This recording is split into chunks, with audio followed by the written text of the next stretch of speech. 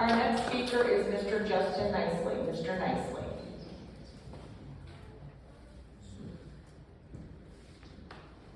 Yeah, these a handout.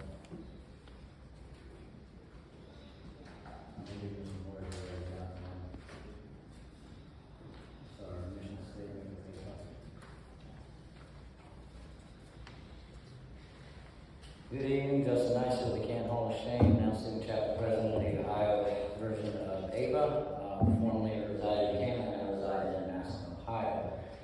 Now, you think by now with our persistence that you would have finally had to sit down with us, if not out of curiosity, at least in an attempt of appeasement to try to get rid of us. Now, you don't like to like us, but if God is my witness, we're not going anywhere. And I've told you many times we make a hell of a lot better ally than we do an enemy. So you're either going to talk to us, or we're going to continue to talk about you and trust. There's a lot to talk about. We'll talk about how you have a law director who's biased and runs us either impoverished through our justice system, like we're an assembly line, all while being complicit in committing crimes and intimidation and hiding public records. We'll talk about how our chief of police has lost control of his department due to the trickle-down effect of weak leadership and corruption he's personally involved in. We'll talk about how your highest-ranking officials like to plot and retaliate against any that speak out in opposition to what it is that you do, and you silencing their efforts when they try to have the answer for it. Speaking of which, anyone going to ask Andrew who the hell Kevin Mullally is? We're also going to talk about how the mayor runs a monarchy and how we the people are nothing more than subjects of a lesser breed, and how he and his cohorts stay locked away in their ivory tower on the 8th floor that we pay for but we have no access to. Your priorities are completely out of touch with the needs of those that you represent enough that you want to continue to keep living out this delusion of what is wrong and how we can fix it. Granted, I may not be the most likable person, and I'm a self-admitted whole ass, but first and foremost, I'm a father, so I'm going to bring the passion that comes with it.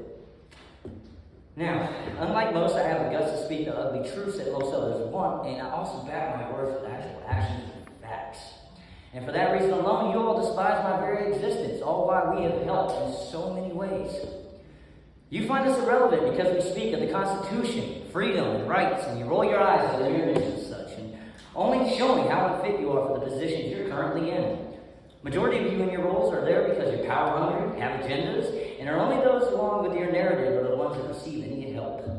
You're more worried about your campaign endorsements, plotting how you can keep a conservative out of one of those shares, and who's in the damn White House, and rather than finding ways to prevent your own neighborhoods from burning to the ground for the past 2 decades, and we're sort of sick and tired of it. We never have been or have we ever be a democracy, so someone please tell me how can we be at risk of losing something we've never been founded from in the first place. Our children are not going to live in an existence where the 51% rule over the other 49 due to the pressure of the majority. Okay? They're going to grow up in a country where the 99% cannot rule over the 1 due to individual independence. You do not need a class on racism or prejudice. You need a class on our basic fundamental rights, the Constitution, and the importance of having a sense of pride in the country that you live in order to be able to take on the roles of being actual leaders.